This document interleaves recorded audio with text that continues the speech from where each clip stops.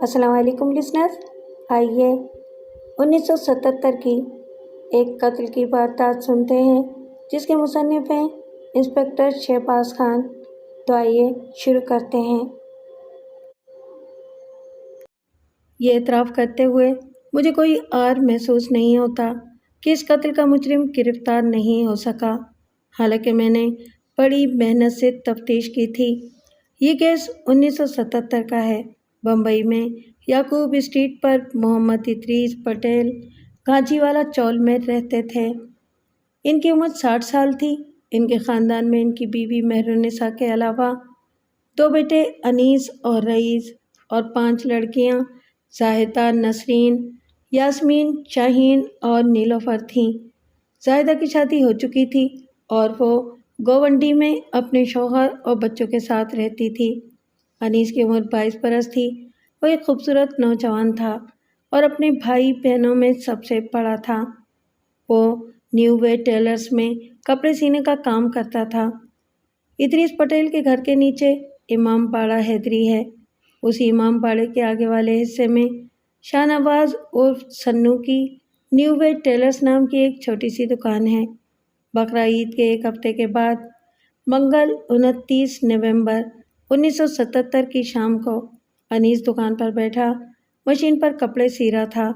تقریباً 8 بجے رات کو اس کا دوست فخر الدین دکان پر آیا۔ وہ بھی یعقوب اسٹریٹ پر رہتا تھا۔ سنو اس وقت کپڑا کاٹ رہا تھا۔ انیس مشین چلاتا جا رہا تھا اور فخر الدین سے باتیں بھی کر رہا تھا۔ تقریباً 10 منٹ بعد فخر الدین چلا گیا۔ مشین چلانے کی آواز میں سنو ان دونوں کی باتیں سن نہ سکا۔ 9 بجے جب دکان بند کرنے کا وقت آیا تو انیس نے سنو سے 10 روپے مانگے۔ سنو نے اسے 10 روپے دے دیے۔ انیس روپے لے کر وہاں سے چلا گیا۔ کھانا کھانے کے بعد انیس نے اپنی ماں سے پان کھانے کے لیے 4 آنے مانگے اور ماں نے اسے 4 آنے دے دیے۔ جب وہ زینے سے اترا تو اسے چھوٹی بہن نیلوفر ملی۔ نیلوفر سے اس نے ابا کے بارے میں پوچھا تو معلوم ہوا کہ وہ کلب گئے ہوئے ہیں۔ بامبے سوشل کلب ادریس پٹیل کے گھر کے سامنے ہی ہے۔ ادریس پٹیل اس کلب میں حصے دار ہیں۔ انیس نے نیلوفر سے کہا، جا ابا سے 5 روپے مانگ لا۔ کلب میں ادریس پٹیل کے ساتھ کئی لوگ بیٹھے تھے۔ اس وقت ان کے پاس 5 روپے نہیں تھے۔ ان کی جیب میں صرف 1 روپے کا سکہ تھا۔ وہ انہوں نے نیلوفر کو دے دیا۔ نیلوفر نے روپیہ انیس کو دے دیا تو انیس نے برا سا منہ بنا کر روپیہ لے لیا اور اپنی جیب سے 10 پیسے کا سکہ نکال کر نیلوفر کے ہاتھ پر رکھ دیا۔ نیلوفر اچھلتی ہوئی گھر کے اندر چلی گئی۔ یعقوب اسٹریٹ کے ایک سرے پر ابرار بھائی کی گنے کے شربت کی دکان ہے۔ اس کے قریب موٹر سائیکلوں اور اسکوٹروں کی مرمت کی دکان ہے جس کے باہر ایک پرانا اسکوٹر کھڑا تھا۔ پان کی دکان سے پان کھا کر انیس پرانے اسکوٹر پر جا بیٹھا۔ رات کے تقریباً 2 بجے تھے۔ انیس کی ماں مہرالنساء اچانک ایک منحوس خواب دیکھ کر جاگ گئی۔ اس نے اٹھ کر اپنے بچوں کو دیکھا۔ سب بچے سو رہے تھے لیکن انیس کا بستر خالی پڑا تھا۔ یہ دیکھ کر مہرالنساء زینے سے اتر کر کلب کے پاس گئی اور اس نے شوہر کو آواز دی۔ ادریس پٹیل اکثر رات میں کلب میں ہی سوتے تھے۔ اپنی بیوی کی آواز سن کر وہ باہر آئے۔ مہرالنساء نے گھبراہٹ کے لہجے میں کہا، انیس ابھی تک گھر نہیں لوٹا ہے۔ ادریس پٹیل نے اپنے ساتھ ایک دوست تجمل کو لیا اور انیس کو ڈھونڈنے نکل پڑے۔ انہوں نے ناگ پاڑہ، متن پورہ، جوہر چوک، منڈی بازار اور چور بازار کو چھان مارا لیکن انیس انہیں کہیں نہیں ملا۔ صبح 5 بجے جب وہ پریشان ہو کر گھر لوٹنے لگے تو راستے میں انہیں غلام رسول مل گیا۔ انہوں نے انیس کے بارے میں اس سے پوچھا تو اس نے بتایا، انیس تو فخر الدین اور یعقوب کے ساتھ ٹائر والے کی دکان کے باہر سو رہا ہے۔ یہ سن کر ادریس پٹیل کی جان میں جان آئی اور وہ فوراً کیپٹل ٹائر کمپنی نام کی دکان پر پہنچے۔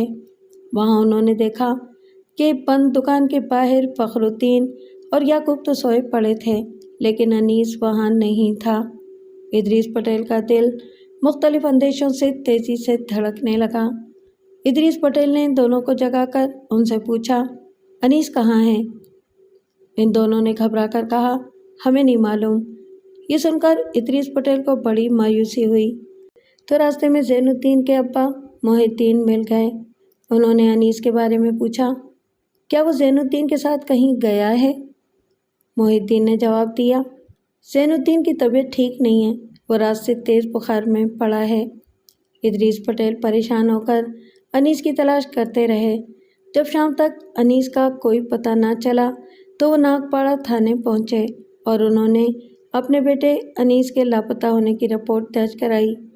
میرا بیٹا محمد انیس، عمر 22 سال، گہما رنگ، ہرے نیلے رنگ کی دھاری دار قمیض اور گہرے ہرے رنگ کے کپڑے کی بیل باٹم پہنے، گلے میں 7.5 گرام سونے کی زنجیر، داہنے ہاتھ کی کلائی میں ریکو گھڑی، دائیں ہاتھ کی انگلی میں آدھے تولے کی سونے کی انگوٹھی، بائیں ہاتھ کی انگلی میں فیروزہ جڑی چاندی کی انگوٹھی اور داہنی باہ میں چاکلیٹی رنگ کے پتھر سے جڑی چاندی کی تعویذ باندھے۔ منگل 29 نومبر 1977 کی رات سے تقریباً 10 بجے سے لاپتہ ہے۔ براہ کرم میرے بیٹے کو تلاش کرنے کے لیے ضروری کارروائی کی جائے۔ محمد ادریس پٹیل، بمبئی۔ انیس کی ماں اور بہنوں کا برا حال تھا، ان کا کھانا پینا چھوٹ گیا تھا، سب پر اچانک غم کا پہاڑ ٹوٹ کر گرا تھا۔ سب پریشان تھے کہ انیس اچانک کہاں چلا گیا۔ انیس کے لاپتہ ہونے کے تیسرے دن، جمعہ 2 دسمبر 1977 کی صبح کو، اخبار والا روز کی طرح ادریس پٹیل کے گھر اردو روزنامہ انقلاب لے آیا، جسے ادریس پٹیل کی بیٹی نسرین پڑھنے لگی۔ اچانک اس کی نظر ایک خبر کی سرخی بورے میں لاش پر پڑی۔ جلدی جلدی وہ اس کے نیچے چھپی پوری خبر پڑھنے لگی۔ بمبئی، دسمبر 1، بدھ کو رے روڈ اسٹیشن پر بورے میں بند 22 سالہ نوجوان کی ایک لاش کولار ریلوے پولیس کو ملی ہے۔ لاش کا سر بورے کے باہر نکلا تھا۔ نوجوان کے ہاتھ گھٹنوں سے بندھے ہوئے تھے اور اس کے گلے میں رسی لپٹی تھی۔ اس کے سر اور بائیں گال پر زخموں کے نشان ہیں۔ کرلا پولیس نے قتل کا مقدمہ قائم کیا ہے اور تحقیقات جاری ہے۔ یہ خبر پڑھ کر نسرین گھبرا گئی۔ اس نے دھڑکتے دل کے ساتھ اپنی اماں کو وہ خبر سنائی تو مہرالنساء گھبرا گئی اور اس نے اپنے شوہر کو وہ خبر دکھائی۔ ادریس پٹیل ٹیکسی ڈرائیور اسماعیل، سنو اور اپنے چھوٹے بیٹے رئیس کو ساتھ لے کر کرلا ریلوے تھانے کے لیے روانہ ہو گئے۔ کرلا ریلوے تھانے میں ادریس پٹیل نے اخبار میں چھپی خبر دکھائی تو تھانے دار نے انہیں بتایا کہ رے روڈ اسٹیشن پر برآمد ہونے والی لاش مردہ گھر بھجوا دی گئی ہے اور وہ اسے دیکھنا چاہتے ہوں تو مردہ گھر چلے جائیں۔ تب ادریس پٹیل جے اسپتال پہنچا۔ مردہ گھر کے باہر ریلوے پولیس کی ڈپٹی سپرنٹینڈنٹ RP چوہان اور کرلا ریلوے پولیس تھانے کے سینئر فوجدار SV برآمد لاش کی شناخت کے لیے آنے والوں کا انتظار کر رہے تھے۔ ادریس پٹیل چوہان سے ملے اور ان سے انہوں نے کہا، صاحب، میرا لڑکا محمد انیس پچھلے 2 دنوں سے لاپتہ ہے۔ اس کی عمر 22-23 برس ہے۔ میں رے روڈ پر بورے میں ملی لاش کو دیکھنا چاہتا ہوں۔ یہ سن کر چوہان نے مالونڈ سے کہا کہ وہ ادریس پٹیل کو مردہ گھر میں لے جا کر لاش دکھا دے۔ مالونڈ ادریس پٹیل کو ساتھ لے کر مردہ گھر میں گئے۔ وہاں کئی لاشیں پڑی تھیں۔ ادریس پٹیل کا دل دھڑک رہا تھا۔ سفید چادر سے ڈھکی ایک لاش کے پاس پہنچ کر مالونڈ رک گئے اور انہوں نے لاش سے چادر ہٹائی۔ لاش کو دیکھتے ہی ادریس چیخ مار کر گر پڑے اور سینہ پیٹ کر چلائے، یا میرے اللہ، یہ تو نے کیا کیا؟ ہائے میرا انیس، میرے انیس کو کس نے مار ڈالا؟ رئیس بھی چیخ مار مار کر رونے لگا۔ بڑا دردناک منظر تھا۔ اسماعیل اور سنو کسی طرح ادریس پٹیل اور رئیس کو سنبھال کر مردہ گھر سے باہر لائے۔ لاش کا پوسٹ مارٹم ہو چکا تھا۔ ضروری کارروائی اور ضابطے کی تکمیل کر کے لاش کو ادریس پٹیل کو سونپ دیا گیا۔ ادریس پٹیل، اسماعیل، سنو اور رئیس لاش کو لے کر گھر پہنچے تو انیس کی ماں اور بہنیں تھاڑے مار مار کر رونے لگیں اور گھر میں کوہرام مچ گیا۔ لوگوں کی بھیڑ جمع ہو گئی۔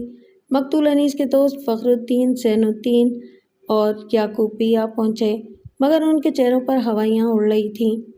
کچھ دیر بعد لوگ لاش لے کر قبرستان روانہ ہو گئے۔ کرلا ریلوے پولیس تھانے میں فوجدار مالونڈ نے روزنامچے میں 14/11 اور 77 پر تعزیرات ہند کی دفعات 302 اور 201 کے تحت قتل کے جرم کا اندراج کر لیا۔ پوسٹ مارٹم کی رپورٹ کے مطابق متوفی انیس کی لاش پر 11 گہری چوٹیں تھیں جو کسی تیز دھار ہتھیار سے کی گئی تھیں۔ تمام چوٹوں کے زخم تازہ تھے۔ لاش کی گردن پر رسی کسنے کا نشان بھی پایا گیا۔ اس کی آنتڑیوں میں شراب بھی ملی۔ اس سے ظاہر تھا کہ مقتول نے موت سے پہلے شراب پی تھی۔ لاش کا پوسٹ مارٹم پولیس سرجن اے فرینکلن نے کیا تھا۔ چوہان نے جب ادریس پٹیل کو بتایا کہ ان کا بیٹا مرتے وقت شراب پیے ہوئے تھا تو ادریس پٹیل کو اس کی بات پر یقین نہیں آیا۔ محلے میں انیس جیسا سیدھا سادہ اور نیک کوئی دوسرا لڑکا نہیں تھا۔ وہ چھوٹے بڑے سب کا لحاظ کرتا تھا۔ فلمیں دیکھنے اور پان کھانے کے علاوہ اس کا کوئی دوسرا شوق نہیں تھا۔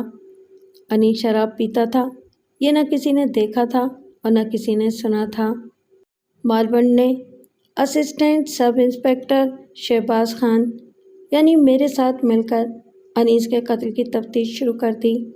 تحقیقات کے دوران جب ہمیں یہ معلوم ہوا کہ فخر الدین، زین الدین اور یعقوب مقتول انیس کے گہرے دوست تھے اور 29 نومبر کی رات کو فخر الدین نے نیو وے ٹیلرز میں آ کر انیس سے کوئی بات کی تھی تو ہم نے ان تینوں کو 5 دسمبر 1977 کی رات میں تقریباً 10:30 بجے گرفتار کر لیا اور اگلے دن انہیں مجسٹریٹ کے سامنے پیش کر کے 14 دن کے لیے حراست میں لے لیا۔ پھر ان تینوں سے تھانے میں سوالات پوچھے گئے۔ اس تفتیش کے بعد کمہارواڑہ میں ناجائز شراب بیچنے والے یشونت کوٹھاکر کا مٹی پورہ کی گلی نمبر 12 کی طوائفیں پھولا بائی، سیتا، لکشمی، شانتا، رادھا، شکلا، لکشمی کے ساتھ گرفتار کر لیا۔ ان کے بیان سے معلوم ہوا کہ فخر الدین، زین الدین اور یعقوب خوشحال گھرانوں سے تعلق رکھتے تھے۔ ان کے لیے روپیوں کی کمی نہیں تھی۔ وہ تینوں کمہارواڑہ کے ناجائز شراب کے اڈے پر اکثر شراب پینے آتے تھے۔ شراب پی کر کبھی کبھی وہ پھولا بائی کے کوٹھے پر بھی جاتے تھے۔ وہ تینوں اکثر نیو وے ٹیلرز پر بھی آ کر بیٹھتے تھے جہاں ان کی دوستی انیس سے ہو گئی۔ انیس غریب گھرانے کا لڑکا تھا۔ وہ ان کے طور طریقوں اور ان کی عیاشی سے متاثر ہو گیا۔ ان تینوں کے ساتھ انیس بھی شراب پینے لگا اور پھولا بائی کے کوٹھے پر بھی جانے لگا۔ وہاں جو لڑکیاں عصمت فروش تھیں ان میں رادھا اور لکشمی زیادہ خوبصورت تھیں۔ انیس رادھا اور لکشمی کو پسند کرتا تھا۔ انیس کی ان حرکتوں کے بارے میں اس کے دوستوں کے علاوہ کسی اور کو علم نہیں تھا۔ 29 نومبر کو طے شدہ منصوبے کے مطابق فخر الدین، زین الدین، یعقوب اور انیس کمہارواڑہ میں وجہ کے شراب کے اڈے پر ملے اور وہاں انہوں نے خوب شراب پی۔ وہاں سے اٹھ کر وہ پھولا بائی کے کوٹھے پر گئے۔ اس کے بعد 30 نومبر 1977 کو اے روڈ اسٹیشن کے پل کے نیچے ریل کی پٹریوں کے قریب بورے میں بند انیس کی لاش کرلا ریلوے پولیس کو ملی تھی۔ ناجائز شراب کا اڈہ چلانے والے وجہ نے بتایا کہ منگل 29 نومبر 1977 کو رات کے 10 بجے فخر الدین، زین الدین، یعقوب اور انیس اس کے پاس آئے تھے اور شراب پی کر چلے گئے تھے۔ پھولا بائی کے کوٹھے پر موجود لڑکیوں نے بیان دیا کہ 29 نومبر 1977 کو رات میں تقریباً 11 بجے فخر الدین، زین الدین، یعقوب اور انیس ان کے کوٹھے پر آئے تھے۔ اس رات انیس لکشمی کے ساتھ تھا اور اس کے دوست تینوں مختلف لڑکیوں کے ساتھ تھے۔ تقریباً 11:30 بجے وہ چاروں پھولا بائی کے کوٹھے سے چلے گئے۔ پھولا بائی کے بیان کے مطابق وہ چاروں نوجوان 27 نومبر کو بھی اس کے ہاں آئے تھے۔ بیان لینے کے بعد پولیس نے وجہ اور طوائفوں کو چھوڑ دیا۔ فخر الدین، زین الدین اور یعقوب کی وکیل کماری کالے نے ان کی ضمانت کے لیے بہت کوشش کی لیکن ضمانت کی درخواست منظور نہ ہو سکی۔ حراست کی مدت ختم ہوتے ہی مغربی دادر کے مجسٹریٹ نے 5 جنوری 1977 تک کے لیے اس کی میعاد بڑھا دی۔ فخر الدین اور یعقوب کا بیان تھا کہ 29 نومبر کو رات کے وقت وہ محمد یوسف ٹیکسی ڈرائیور کے ساتھ ناولٹی ٹاکیز میں فلم دیکھنے گئے تھے۔ جب رات میں 12:30 بجے وہ فلم دیکھ کر لوٹے تھے تو محمد یوسف اپنے گھر چلا گیا اور وہ دونوں کیپٹل ٹائر کمپنی کے باہر سو گئے۔ محمد یوسف نے بھی پولیس کو یہی بیان دیا۔ زین الدین کا بیان تھا کہ واردات کی رات 29 نومبر کو وہ تیز بخار میں پڑا تھا۔ انیس کے ساتھ شراب پینے اور پھولا بائی کے کوٹھے پر جانے سے اس نے صاف انکار کر دیا تھا۔ ایک رات ہم نے فخر الدین کے گھر چھاپا مارا تو اس کے گھر والے گھبرا گئے۔ تلاشی لینے پر ایک پلنگ کے نیچے سے 4 فٹ 3 انچ لمبی اور 1.25 انچ موٹی لوہے کی سلاخ برآمد ہوئی جس پر خون کے سوکھے داغ تھے۔ پنچنامہ بنا کر اس سلاخ کو ہم نے اپنی تحویل میں لے لیا۔ اس کے بعد تحقیقات نے غیر متوقع رخ اختیار کیا اور کیمیائی جانچ کے بعد یہ معلوم ہوا کہ اس پر کوئی داغ نہیں تھا۔ فخر الدین، یعقوب اور زین الدین کو عدم ثبوت کی وجہ سے ہم نے چھوڑ دیا اور انتہائی مغزماری کرنے کے باوجود، محنت کے باوجود یہ معمہ حل نہ ہو سکا کہ انیس کا قاتل آخر کون تھا۔